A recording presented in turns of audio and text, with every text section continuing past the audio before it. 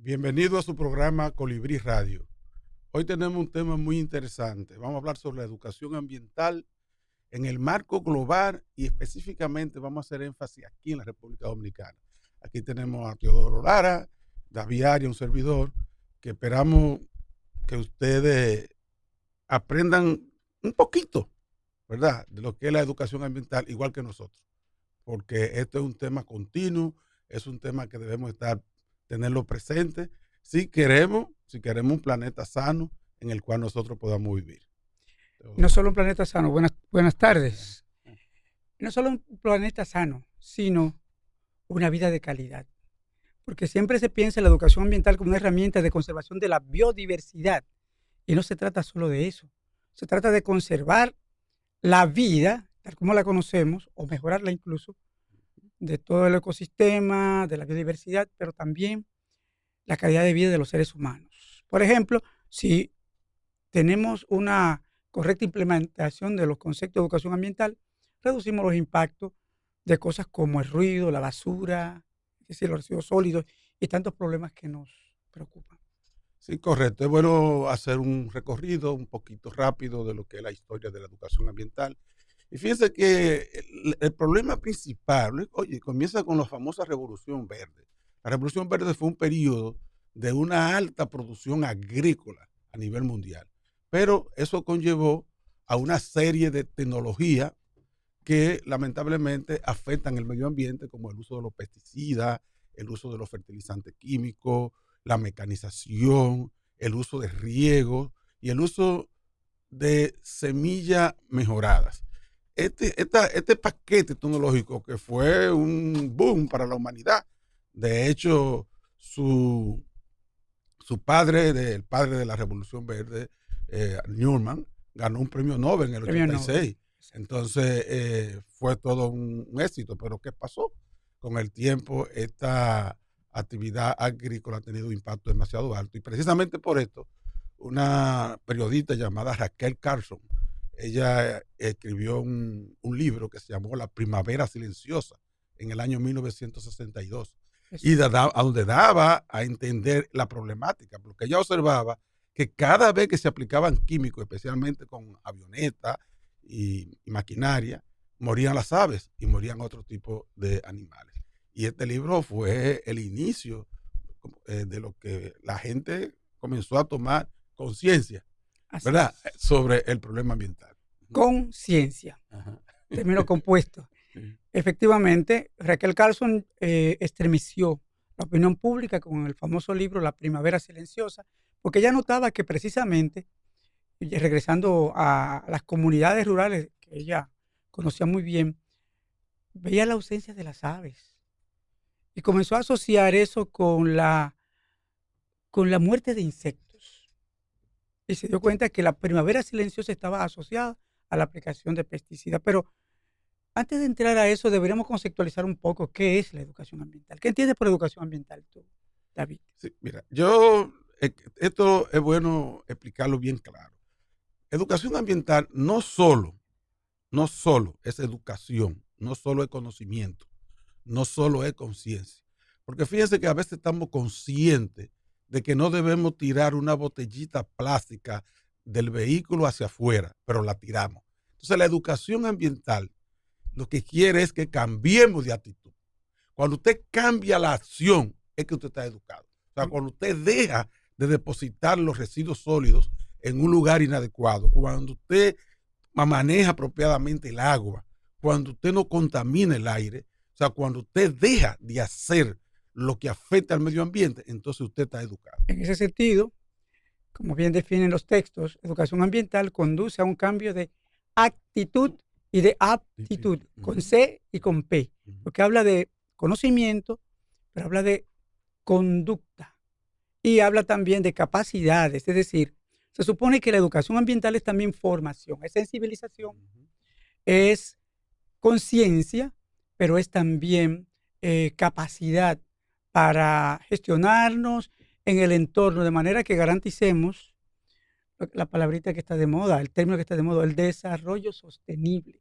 Es decir, que garanticemos la satisfacción de las necesidades presentes, de las generaciones presentes, garantizando la continuidad de la integridad de los ecosistemas y garantizando la posibilidad de que las generaciones futuras también satisfagan, en base a los recursos que provee la naturaleza, sus propias necesidades.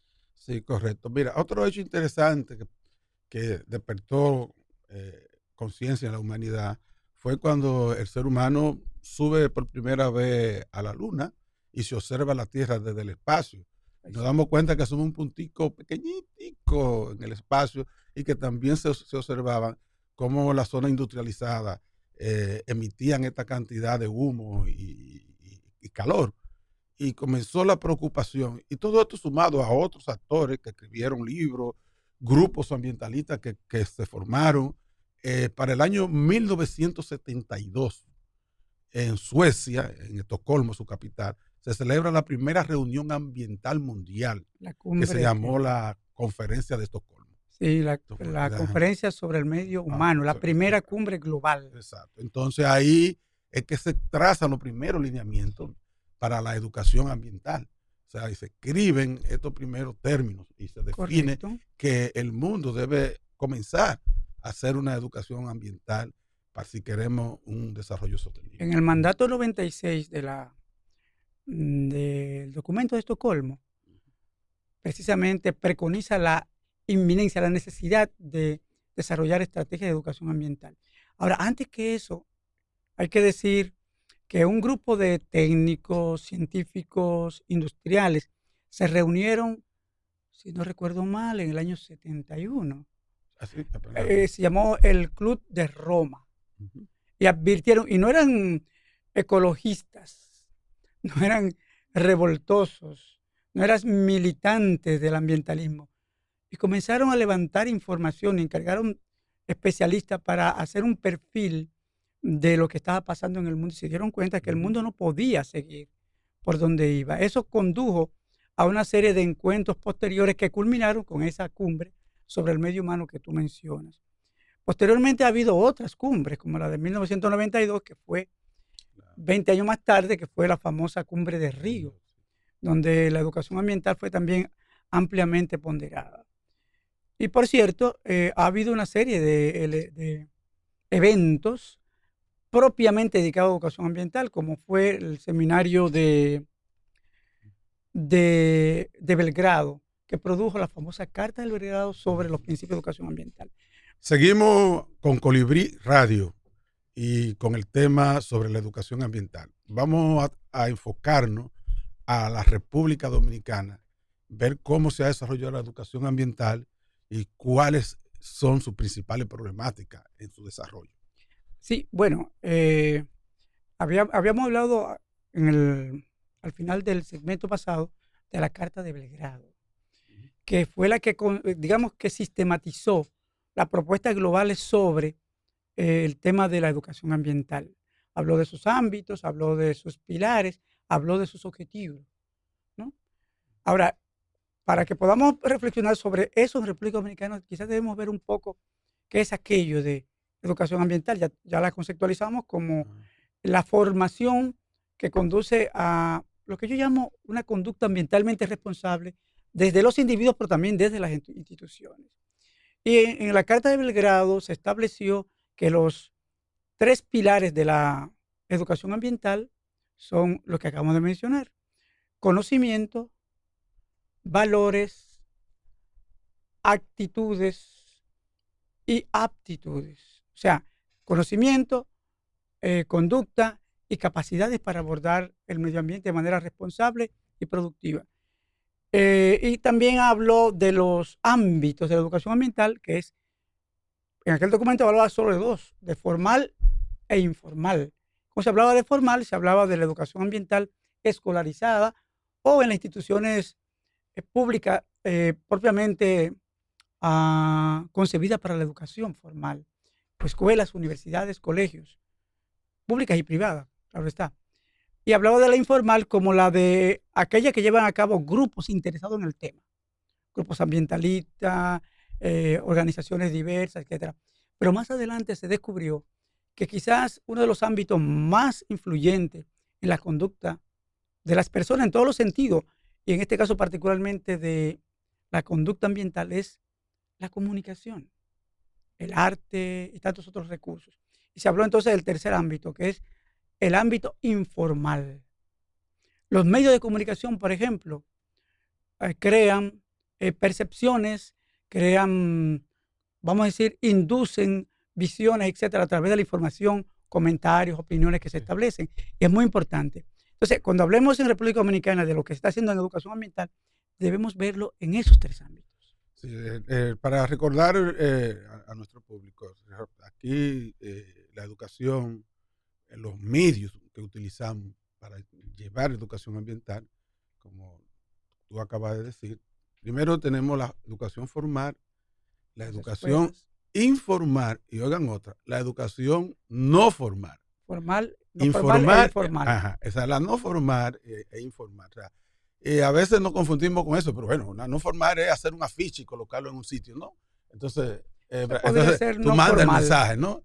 Y así sucesivamente hay muchos métodos de llevar la educación. Pero lo importante es que aquí la educación en el país básicamente estuvo enfocada hacia la deforestación. O sea, si se analiza la historia, cuando veamos cómo el bosque dominicano comenzó a desaparecer desde la llegada de los españoles, es tan fuerte esto que ya en el año 1535 se edita lo que se conoce como la primera ley ambiental, porque los reyes dijeron a los aquí, tanto españoles como indígenas, debían sembrar árboles para cocer sus alimentos, porque era tanta, parece, la madera que estaba llegando a España, o sea, no solo minerales preciosos se llevaban de aquí de la isla, sino era preciosa. También la madera, como la caoba, el pino, todo ese tipo de madera. El ébano. Entonces, eso como que preocupó, parece, allá a España, y ya se dio una orden en ese tiempo. Imagínense que se estima que más del 90% de la isla estaba cubierta de bosque. Pero ya para el año 1937 se hace aquí el primer inventario forestal dominicano y solo quedaba un 70. Pero el gran problema no fue hasta ahí, bueno, un 70 está bien, pero del 37 al 67 se dieron aquí los primeros permisos o se hizo aquí la primera explotación forestal extensiva porque apareció el motor, apareció la sierra motor y muchos apellidos muy conocidos por ustedes. Ahí se establecieron sus riquezas porque Trujillo lo dio a concesión, dio todo el bosque dominicano a concesión desde aquí de Santo Domingo hasta Montecristi. Y oigan eso, de un 70% al 1967, según la OEA, la Organización de Estados Americanos, solo quedaba un 11% de bosque. Cuando ellos hicieron el famoso inventario. Oigan, es un 11%. Entonces, ¿por qué? Entonces ahí nacen aquí en el país cientos de organizaciones ambientalistas, incluyendo la primera organización ambientalista que fue SOESI, la Sociedad Ecológica de Santiago. Y ahí comienza una serie se dio una explosión de organizaciones ambientalistas. Sí, producto, y ahí es de que la nace, preocupación.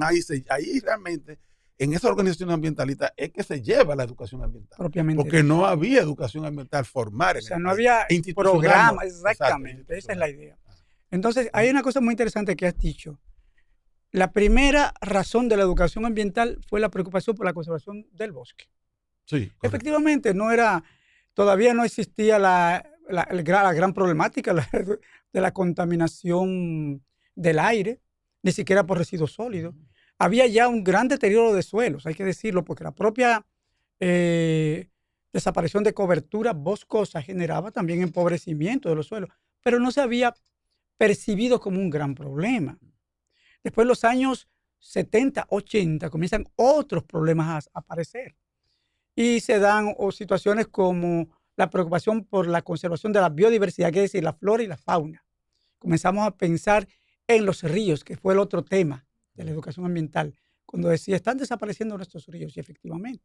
Pero está todo tan interrelacionado que una cosa lleva a la otra. Luego vino la oleada de grupos ambientalistas para enfrentar estrategias de desarrollo bastante agresivo ambientalmente.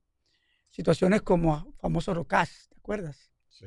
O sea, un gran movimiento de protesta por la contaminación, por acciones agresivas al medio ambiente. Subieron grupos Los años 80, 90 subieron todos los grupos que aún existen y otros que han desaparecido. Sí. Desde, ¿te acuerdas de Antonio Tomén, el gran activista ambiental que creó el Instituto de Bioconservación? El Grupo Jaragua, Grupo Tinglar, la Federación Dominicana de Ambientalistas, la FEDOMASEC, que fue un gran movimiento, ¿no? Algunos desaparecieron ya, pero vamos a tener que continuar este punto más adelante, porque además de la acción educativo-ambiental desde la sociedad, a través de las organizaciones, el Estado tuvo que asumir también algunos roles activos. Ya aparecieron la ley 6400 de medio ambiente, que preconiza la educación ambiental, la ley de educación ambiental del 2000, ese es más reciente, 2020, y la estrategia de educación ambiental de 2004. Sí, pero, bueno, antes de irnos a pausa, solamente hacer este pequeño resumen. Cuando todos estos grupos ambientalistas nacen aquí en el país, y específicamente enfocado a la deforestación y enfocada a la conservación de la biodiversidad. Conservación de la biodiversidad y el problema con los ríos dominicanos, comienza un movimiento técnico también en el país. Y esto comienza en los años 90 principalmente. Y es bueno destacar que, por ejemplo, en el periodo de gobierno del doctor Leonel Fernández, en el año 96-2000, es que se crean aquí las primeras instituciones ambientales. Y en el 97 ambiental se crea aquí lo que es el Instituto Nacional de Protección Ambiental. Entonces, por primera vez, se deja de pensar solo en la parte de deforestación y comienzan a incluirse los problemas por contaminación al aire, contaminación de las industrias, contaminación del turismo, contaminación de la minería, y se establecen las primeras normas ambientales en el país. En la que estuvimos nosotros muy activos. Exacto. Nosotros fuimos protagonistas activos de todos esos reglamentos y todos esos procesos. Y luego, en ese mismo periodo, 96-2000, se unifican dos instituciones que vivían en conflicto, que era la Comisión Nacional Técnica Forestal y la Dirección General Forestal.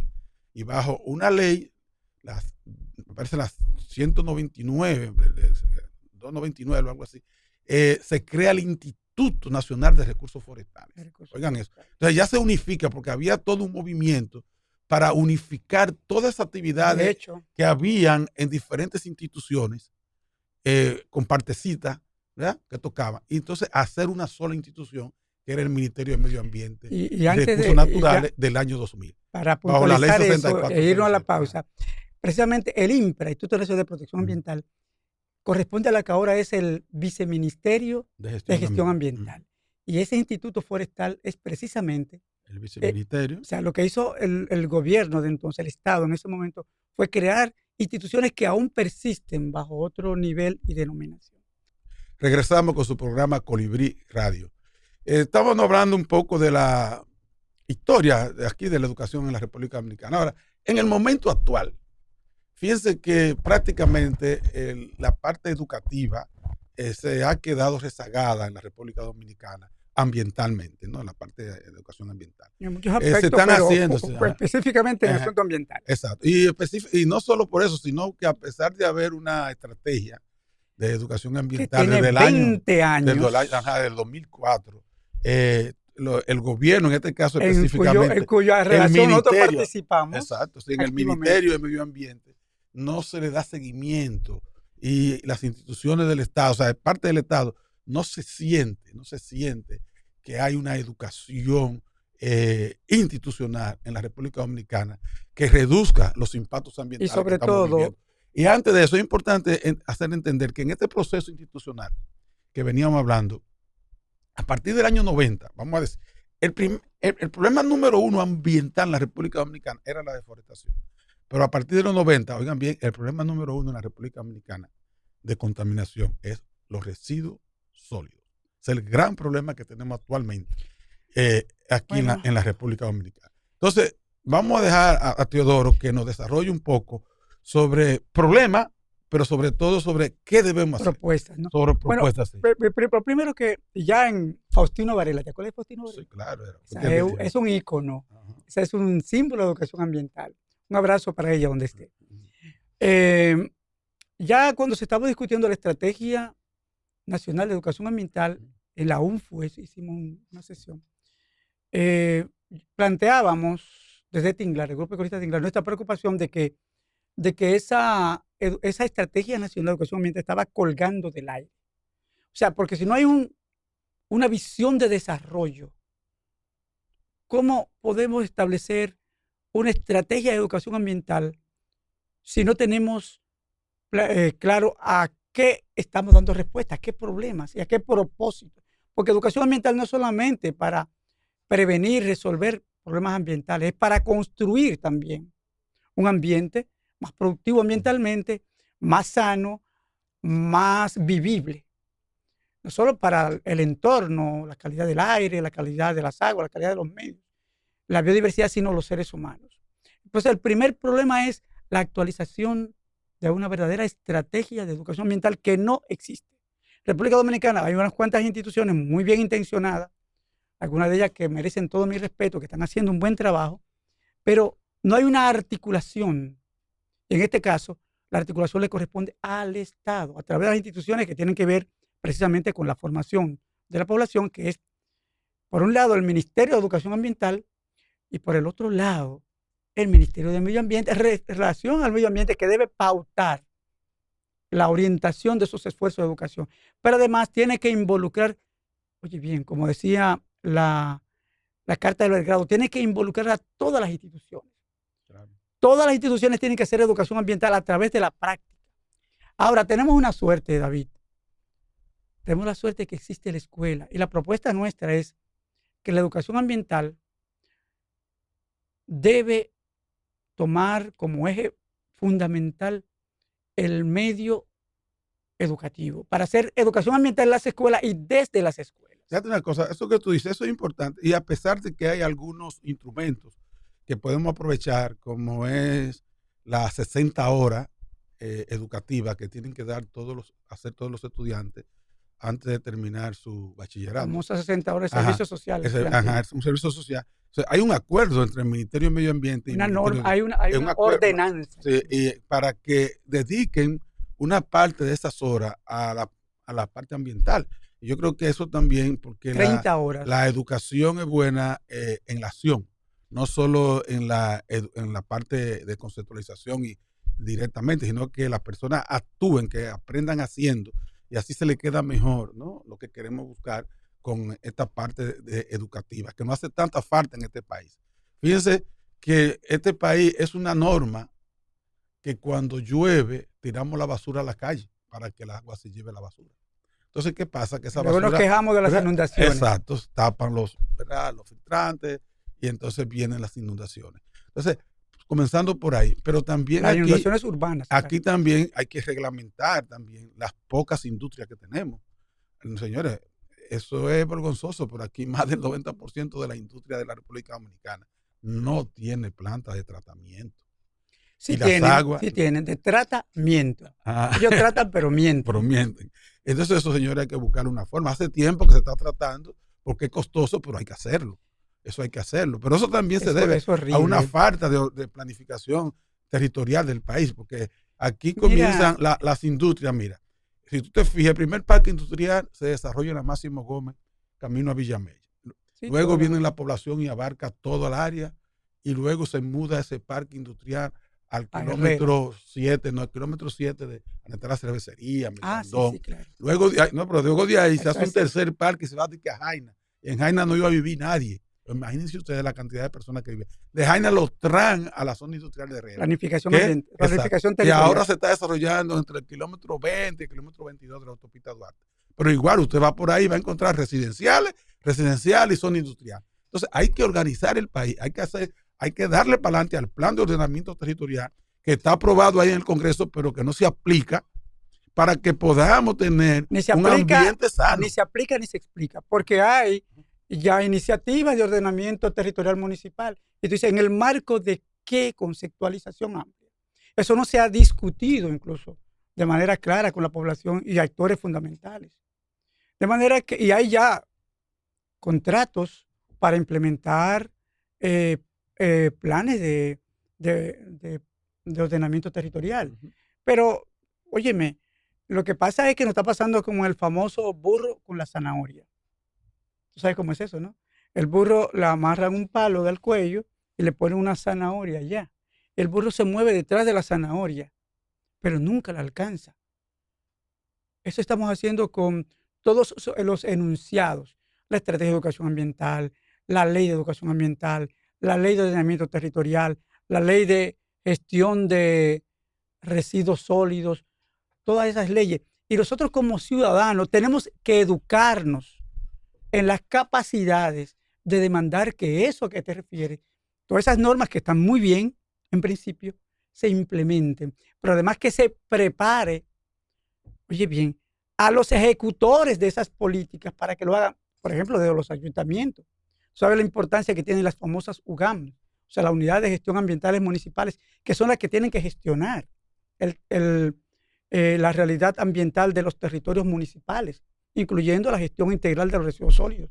Pero los que están ahí no son técnicos de carrera, sino técnicos a la carrera. Es decir, ganó mi partido, y eso ha pasado siempre, y se designa a alguien que no tiene ni idea, ni interés, ni formación. Entonces la educación ambiental tiene que pasar también por conformar una masa crítica de gestores públicos en capacidad y con la sensibilidad y el compromiso. Y hay una población inmensa en la que se puede, o sea, muchos técnicos dominicanos que están en capacidad. Mira, no tenemos ya mucho tiempo.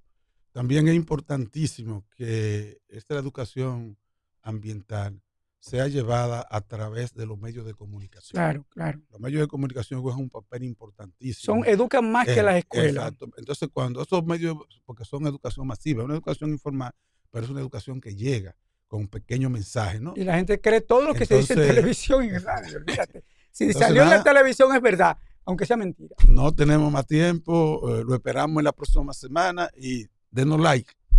Y seguiremos con este tema más adelante en algún momento. Sí, porque el tema es bastante amplio. Sí. No, es que además es un tema obligado.